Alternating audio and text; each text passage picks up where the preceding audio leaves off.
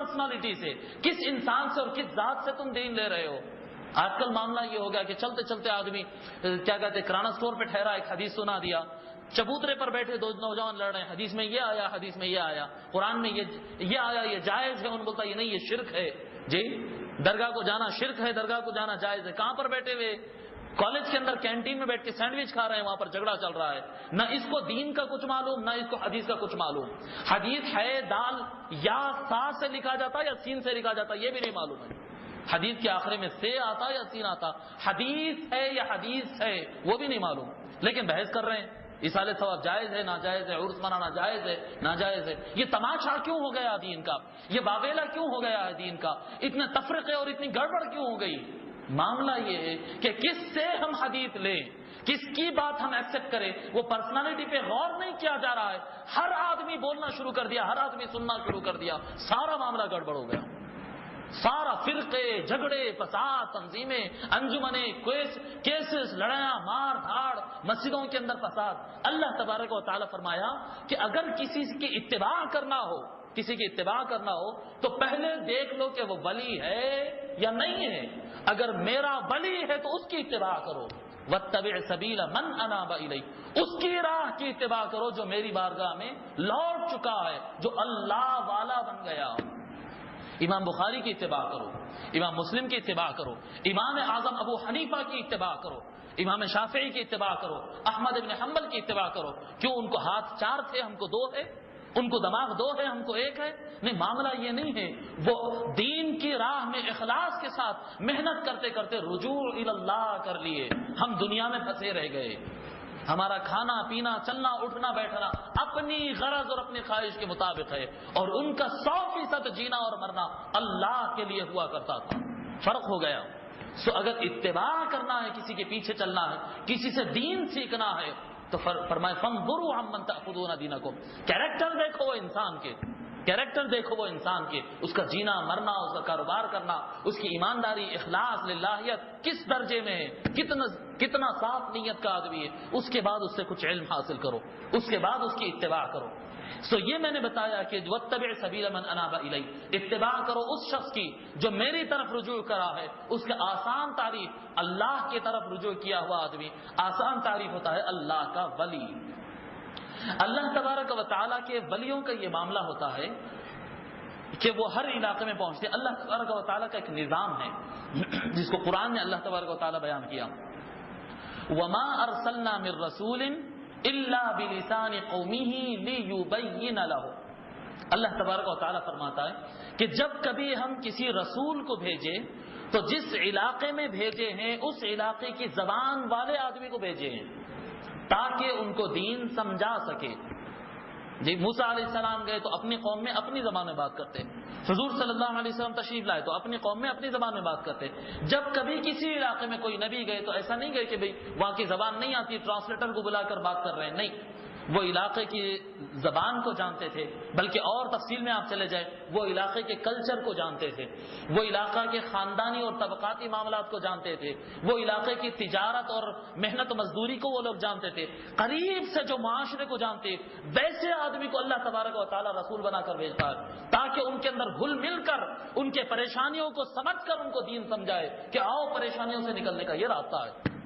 سو ہر آدمی کے حساب سے، ہر موسیٰ علیہ السلام کی قوم سخت اور اکھڑ مزاج کی، سخت مزاج کی، ان کی شریعت ویسی، جو قوم جس مزاج کا رہا ہے ان کے لیے شریعت ویسی بنائی گئی۔ پھر آخر میں حضور صلی اللہ علیہ وسلم تشریف لائے، اور حضور صلی اللہ علیہ وسلم کوئی اور ایک قوم کے لیے نہیں آئے تھے، جیسے صرف عرب کے لیے آتے تو دین شاید اتنا پھیلا ہوا نہیں ہوتا۔ حضور صلی اللہ علیہ وسلم عرب کے لیے، عجم کے لیے، انگریزوں کے لیے، چینیوں کے لیے، روسیوں کے لیے، سب کے لیے۔ یا ایھا الناس انی رسول اللہ الیکم جمیعا، اے لوگو میں تم سارے کے سارے لوگوں کی طرف بھیجا گیا ہوں۔ قرآن کی آیت، سارے انسانیت کی طرف، ارسلت الی الخلق کافہ، حضور صلی اللہ علیہ وسلم فرمائے اللہ نے مجھے ساری کائنات کے لیے بھیجا ہے۔ ترمذی شریف کی روایت، ارسلت الی الخلق کافہ، میں ساری کائنات کے لیے آیا۔ سو معاملہ یہ ہوا کہ شریعت حضور صلی اللہ علیہ وسلم کی اتنی بڑی شریعت تیار ہو گئی، اتنی بڑی شریعت آئی ہے جو دنیا کے ہر کونے میں چل سکتی ہو۔ ایسا ہی ہوتا نا معاملہ، ایک راستہ اگر کھول لیں، اگر ہم ایک روڈ کھولتے ہیں، ایک گلی ہوتی ہے، ایک گلی اگر بنا لیتے ہیں، سمجھیے ایک 4 فٹ کی گلی، تو 4 فٹ کی گلی میں سے پیدل آدمی گزر جا سکتا، سائیکل گزر جا سکتی، بائک بھی چلو تھوڑا محنت سے بائک گزر جاتی، آٹو نکلتا؟ آٹو نہیں نکلتا، تو اس کے لیے تھوڑا بڑی گلی بنانا پڑتا۔ اس کے لیے تھوڑا بڑی گلی اگر آپ بنائیں گے تو چلو آٹو اور 6 فٹ کی بنا لیجیے آپ، آٹو بھی نکل جاتا اس میں سے، ماروتی کار بھی نکل جاتی، ڈی سی ایم نکلتی، پھر ڈی سی ایم پھنس گئی، اس کے لیے اور تھوڑا چوڑا کرنا پڑتا، ڈی سی ایم بھی نکل جائے، پھر اور چوڑا کرنا پڑتا، اس کے لاری بھی نکل جاتی ہے، اس کا ٹرین بھی نکل جاتا ہے، بہت زیادہ بڑا میدان رکھ دو پھر پلین بھی نکل جاتا ہے وہاں سے، جی سارا کچھ نکل جا سکتا ہے۔ سابقہ جتنے انبیاء آتے تھے ان کی شریعت، ان کے اس پر عمل کرنے والی قوم کیونکہ محدود ہوتی تھی تو اس کے حساب سے لمیٹڈ شریعت لے کر آتے تھے۔ آقا صلی اللہ علیہ وسلم جب تشریف لائے تو اتنی وسیع اور اتنی بڑی شریعت لے کر آ گئے کہ دنیا کے ہر مزاج اور ہر قوم اور ہر مٹی سے بننے والا انسان اس کے اندر سے گزر جا سکتا ہے۔ بہت کشادہ شریعت لے کر آئے، جب بہت کشادہ شریعت لے کے آ گئے تو شریعت میں ہر معاملہ ہے، ہر چیز ہے، لیکن معاملہ یہ ہوتا بھئی آپ جب بڑی سپر مارکیٹ میں خریداری کے لیے جاتے ہیں تو سامان تو بہت ہوتا ہے لیکن آپ کو لینا رہتا ہے جو آپ کی ضرورت ہے، آپ کی اپنی ضرورت ہے، اور دینی امور میں ہم اتنے پیدل ہیں کہ ہمارے دین کے لیے ہم کو کیا چیزوں کی ضرورت ہے وہ ہم کو سمجھ نہیں ہے۔ چھوٹے بچے کو اگر بازار میں دیکھ لیے تو جو چمکتی ہوئی چیز ہے وہ لیتا ہوں بولتا ہوں نہیں، آپ کو گھر میں ضرورت رہتی ہے صابن کی، ان بولتا وہ تیز ایسی نوکدار وہ اسپورٹس کار جو ہے وہ خریدتا ہوں بولتا ہوں۔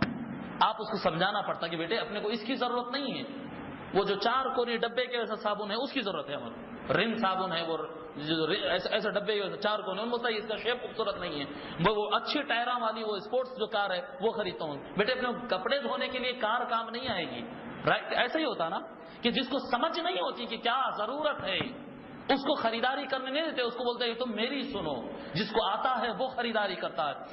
دین اسلام اتنی بڑی شارع، اتنی بڑی روڈ اور اتنا بڑا میدان بن گیا ہے، آقا صلی اللہ علیہ وسلم کا لائے ہوا دین اتنا زیادہ وسیع ہے کہ اس کے اندر نرم مزاج والے، سخت مزاج والے، ہندی مزاج والے، روسی مزاج والے، جی کیا کہتے ہیں ننگا ناچ دیکھنے والی قوم اس کے اندر موجود ہے۔ کسی کی یہاں زنا عام ہے، کسی کی یہاں سود عام ہے، کسی کے اندر فسق و فجور کا مزاج ہے، کسی کی مزاج میں جھوٹ بولنا ہے، کسی کی کاروبار میں گھپلا ہے، ہر قسم کی قوم ہے، اور ہر قسم کو سدھارنے کے لیے اتنا بڑا میدان حضور صلی اللہ علیہ وسلم دے کر چلے گئے کہ ہر ایک کا علاج ہے۔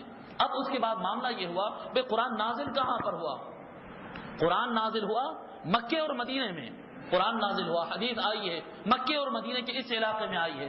جب دین اسلام وہاں سے نکل کر باہر پہنچا، مصر پہنچا، سوڈان پہنچا، صومال پہنچا، ہندوستان پہنچا، پاکستان پہنچا، اور عراق پہنچا، اور ایران پہنچا، اور بخارا اور سمرقند گیا، چچینیا گیا، جزائر اور لیبیا اور موریتانیہ اور مغرب گیا، جب سارے دنیا کے اندر پھیلنا شروع ہو گیا تو لوگ کو سمجھ میں نہیں آیا کہ دین پر عمل کیسے کرنا ہے، کیونکہ جو دین کا مزاج بتایا گیا تھا حضور صلی اللہ علیہ وسلم تو سارا کچھ دیے، لیکن اس کا امپلیمنٹ جو دیکھا گیا صحابہ کے اندر، صحابہ 99.99% عرب تھے، ایک 3-4 صحابی کے نام ملتے ہیں جو غیر عرب ہے، باقی سب عرب تھے، تو اس کا امپلیمنٹ جو انہوں نے دیکھا صرف عربی اسٹائل میں دیکھا، ان کو سمجھ میں نہیں آیا، یہ جو اولیاء اللہ ہوتے ہیں، یہ اولیاء اللہ جو ہوتے ہیں وہ اسی دین کے اندر سے قرآن اور حدیث میں سے وہ چیزیں لے کر ہم کو دیتے۔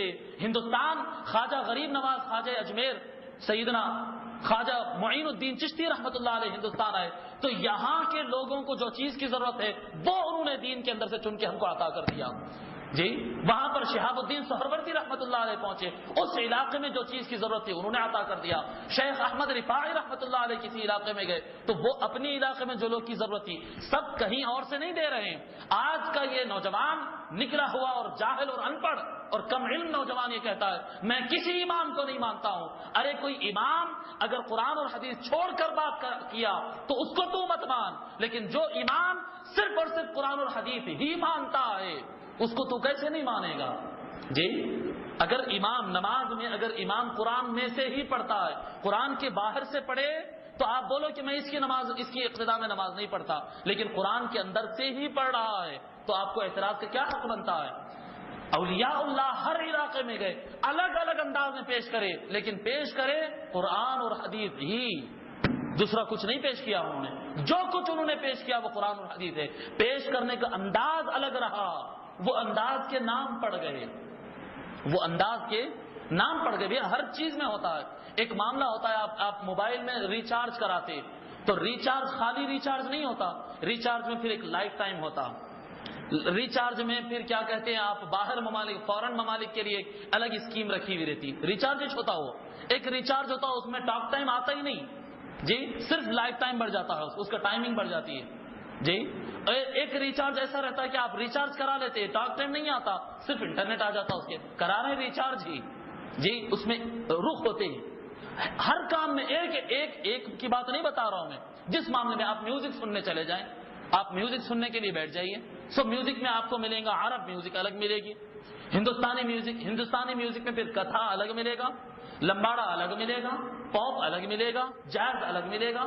جتنے قسم کے میوزک ہے اب آپ نام بول لیتے چلے جائیں گے، مجھے زیادہ نہیں معلوم، اس میں کئی قسم مل جائیں گے. گانے اگر کوئی بیٹھ جائے تو کوئی سادہ گاتا ہے، کوئی قوالی پر گاتا ہے، کوئی شہنائی پر گاتا ہے، کوئی طبلے پر گاتا ہے جی. کتنے قسم، کوئی گٹار پر گاتا ہے، کوئی پینو پر گاتا ہے، کئی قسم اس کے اندر بنتے چلے جاتے ہیں. سو دین اسلام میں جو ہدایت کی راہ ہے وہ بالکل لمیٹڈ نہیں تھی. ہر آدمی نے دین اسلام کو ہی پیش کیا، دین اسلام کو ہی پیش کیا، لیکن پیش کرنے کے انداز الگ الگ تھے. جیسا کہ اب اگر آپ پاپ میوزک اگر سنیں تو اس کو کیا کہیں گے؟ آپ کہیں گے میوزک. اور اگر راک سنیں تو میوزک نہیں بولیں گے اس کو، وہ بھی میوزک ہے جی. اور اگر آپ قوالیوں کا یہ کیا کہتے ہیں ہارمونی اگر سن لیں، آپ ہارمونی اگر سن لیں تو اس کو بھی میوزک ہی کہنا پڑے گا. گٹار اگر سن لیں گے تو وہ میوزک نہیں ہے، حالانکہ بالکل الگ آواز ہے لیکن اس کو بھی میوزک ہی کہنا پڑے گا. شہنائی اگر آپ سن لیتے ہیں، مزمار جسے کہتے ہیں، وہ اگر بجا دے تو اس کو میوزک نہیں کہیں گے، وہ بھی میوزک ہے. میوزک ہی ہے، پیش ہونے کے انداز الگ الگ ہوتے. اسی طرح بزرگان دین اپنے اپنے علاقوں میں جب گئے تو دیکھیں کہ وہاں کے لوگوں کی ضرورت کیا تھی، وہاں کے لوگوں کی ضرورت کیا تھی. جب اپنے اپنے علاقوں کی اسٹڈی کیا انہوں نے تو یہاں پر یہ چیز کی ضرورت ہے، دین کو ہی پیش کیا. دین بہت بڑا ہے، اس میں سے یہ حصے کی ضرورت یہاں پر ہے، یہاں پر یہ پیش کر دیا، یہاں پر یہ پیش کر دیا، یہاں پر یہ پیش کر دیا. اور اسی کو وہ جو پیش کرنے کا انداز تھا اور اس کو ایکسپٹ کرنے کا جو انداز ہے، اسی کو ہم نام دیتے ہیں سلسلہ اور طریقے. یہ جو سلسلے ہوتے ہیں قادری، چشتی، نقشبندی، سہروردی، رفاعی، تیجانی، شاذلی اور کتنے سلسلوں کے آپ نام لیتے چلے جائیے. یہ کیا ہے؟ یہ قادریت بولے تو دین اسلام سے ہٹ کر کہیں ہندو مت سے آئی ہے معاذ اللہ. چشتیت آپ کہتے بھئی اسلام کافی نہیں تھا، آج لوگ یہی پوچھ رہے ہیں کہ قرآن اور حدیث تو ہمارے سامنے ہے، پھر یہ چشتی سلسلہ کئی کو، یہ نقشبندیہ تعلیمات کس کے واسطے، یہ سہروردیہ تعلیمات کس کے واسطے؟ بھائی ہمارے کو قرآن اور حدیث کی تعلیمات کافی ہے، کوئی سہروردی اور نقشبندی نہیں مانتے. ارے کم بخت مارے تو سمجھا کیا؟ سہروردی کچھ اور نہیں ہے، نقشبندی اور رفاعی اور قادری کچھ اور نہیں ہے، شاذلی اور تیجانی کچھ اور نہیں ہے. قرآن میں سے لے کر تیری جو ضرورت تھی انہوں نے پیش کر دیا، اس کو کہتے طریق. اب آپ کو میں اور آسان بات میں بتاتا ہوں. شریعت کہتے ہیں، ایک لغت کے اعتبار سے، لینگویج کے اعتبار سے بتا رہا ہوں، شریعت کہتے ہیں بڑی روڈ.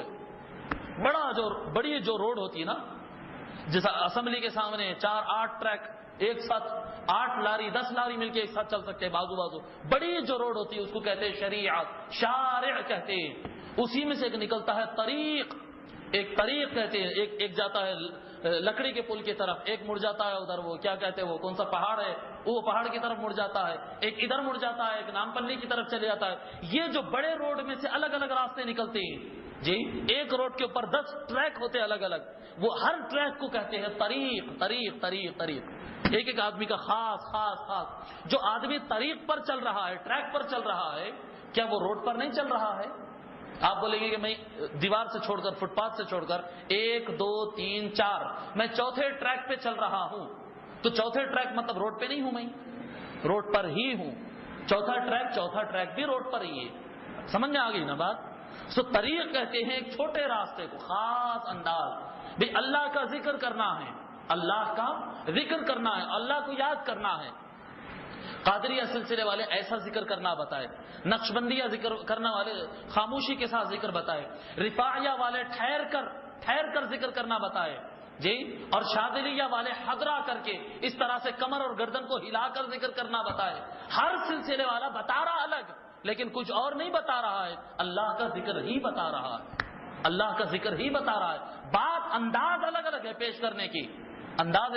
دیکھیے اب حضور صلی اللہ علیہ وسلم کے خلاف جب دشمن زبان کھول کر بولتے تھے